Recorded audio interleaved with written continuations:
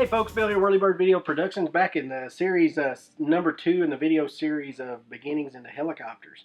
So at this point you went and bought your simulator, right? And you've been practicing for about a week now, hopefully since the last video. And you're like, oh, I'm doing really good on my simulator and I want to try a real one.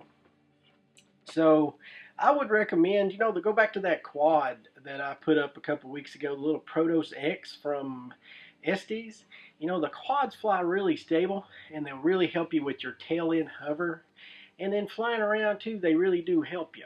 Now they're not as stable as a helicopter. Even the fly barless, the two units right here are really stable. They're still, the quads are more stable than these things are. But these are more agile too, so they'll flip up and down, they'll do loops, they'll do rolls, and a lot more power than the little quad. I would recommend getting the quad as your first helicopter. Step out, mess around with that quad, play with it. And I like the little Protos X because it's cheap and it's small. You can learn to fly in your home. It's wintertime, do that. Move up, maybe even buy a bigger quad. The bigger quads are really nice. Go to a 370 size or even a 450 size quad. Will help you get to learn. Then, what do you do then? This here looks a little bit weird. You guys are looking at it for years. You know, helicopters going, what the heck is that thing? Well, this is a Blade 450X, but I have an aligned canopy on it because I just can see this canopy better than the stock canopy. And then I also have aligned blades on it because I broke my stock blades and I had some aligned blades and I put those on to try. So, I break stuff all the time, but generally, the ones I crash are these two right here. Because I fly them a lot and I tend to not be as careful with these as I am the big ones. So I'll do a lot of flips and rolls and maneuvers that I'm trying to learn to do on the big ones. I'll do them on the small ones because I know if I break it, it's not that expensive to fix.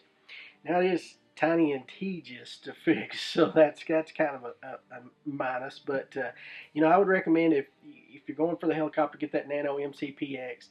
If you practice with that and you're wanting more power, and you're really wanting to step up a little bit more, the 130X is awesome. It's a little bit more in price line. I think those are around 280 or so. They may have come down since they come out, but I would definitely look at that. It's a torque tube driven tail. It's a fly barless helicopter, and I've actually added a couple of micro heli parts on there. I've got metal grips and a new shaft and one-way bearing and stuff that I've added just for giggles and stuff. But that would be definitely what I would step up to, either the 130X, or if you're really, really wanting to go bigger, the 450. The 450 is going to fly, of course, better than the smaller helicopters. And then, once you've mastered your 450, step up to a 500, 550, even a 600.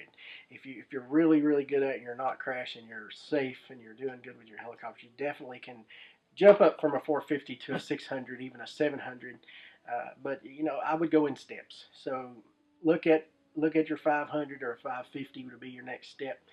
Those are both a low voltage setup, so you're only running one battery pack, versus when you jump up to a 600, most likely you're going to be buying a high voltage system when you go to a 600, unless you're buying one of the older 600s.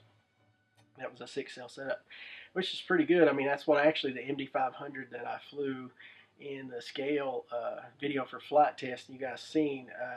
That's a 6-cell setup, and it's got plenty of power. Now it's not 3D flying around scale, but it's got plenty of power to pack that scale helicopter body around. So at any rate, baby steps, and practice on that simulator. Don't stop practicing on the simulator. 10 minutes a day. Keep practicing. Step up slowly, because you're going to crash. Crashing equals money and time at the bench, and that's what we need to do less of, right? Money and time at the bench. You're going to spend a lot of time at the bench just overseeing everything, because there is a lot of maintenance with the helicopter. So just take steps, go slow. Look at that Nano Blade MCPX, and then the 130X would be the next step, I would think, and then you can go to a 450.